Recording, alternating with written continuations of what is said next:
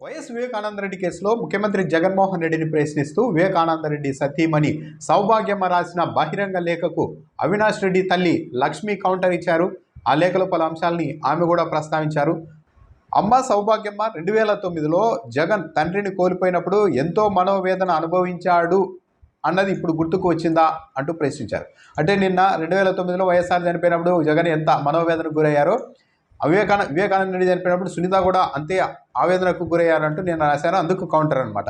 2010లో కాంగ్రెస్ ప్రభుత్వం జగన్ను చిన్న చూపు చూసినప్పుడు జగన్కు అండగా నిలిచి పెద్ద దిక్కుగా ఉండవలసిన మీరు అందరూ కలిసి ఒంటరివాడిని చేసి మీ స్వార్థం చూసుకున్నప్పుడు జగన్ మనోవేదన గుర్తుకు రాలేదా అని ప్రశ్నించారు. అంటే అప్పట్లో వివేకానంద రెడ్డి ఈయన వెంట రాకుండా కాంగ్రెస్ పార్టీలోనే ఉన్నారు.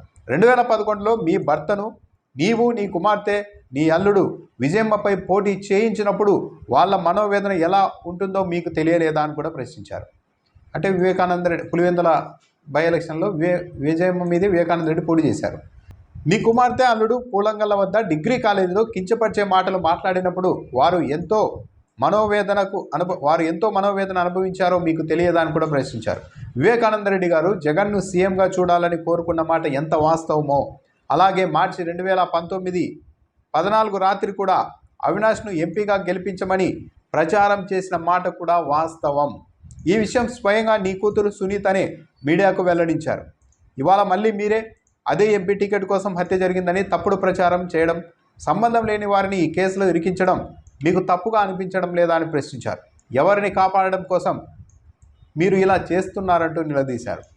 నీ కుమార్తె నిజమైన న్యాయ పోరాటం చేస్తూ ఉంటే తప్పక జగన్ సంపూర్ణ మద్దతు ఉంటుంది. అలా కాకుండా నీ కుమార్తె వైఎస్ఆర్ గారు జగన్ శత్రువులతో చేతులు కలిపి వారి చేతులు పావుగా మారి సంబంధం లేని వ్యక్తులను ఈ కేసులో అన్యాయంగా ఇరికించి వారి జీవితాల్ని నాశనం చేయాలని చూస్తే జగన్ ఎలా మీకు మద్దతు ఇవ్వగలడు అని ప్రశ్నించారు.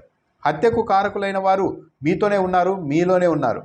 దొంగను పట్టుకోమంటే ఎలా దొరుకుతాడు దొంగ అంటూ కూడా ప్రశ్నించారు. మాటిమాటికి హంతకులు అంటూ మాట్లాడుతున్నారు. తీవ్రమైన పదజాలంతో అవినాష్ను తిడుతున్నారు. న్యాయస్థానంలో కేసు నడుస్తూ ఉండగా మీరంతట మీరే హంతకుడు అని ఎలా మాట్లాడగలరు? అలా మాట్లాడడం తప్పు అనిపించడం లేదా? నీ కుమార్తెను, షర్మిలమ్మను ఎవరూ టార్గెట్ చేయలేదు. వారి మాటలే ఇతరులు హేళన చేయడానికి కారణమవుతున్నాయి. ఇప్పటికైనా వైఎస్ఆర్ గారు జగన్ శత్రువుల చేతిలో పావులుగా కాకుండా వారి కుట్రలు కుతంత్రాల నుంచి బయటకు వచ్చి చేసిన తప్పును తెలుసుకొని నిజమైన న్యాయ పోరాటం చేయండి.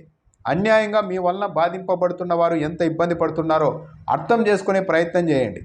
నిజం ఎంత లోతులో దాచినా దాగదు, తప్పకుండా బయటకు పడుతుంది అని అవినాష్ రెడ్డి తల్లి లక్ష్మి తన లేఖలో కౌంటర్ ఇచ్చారు.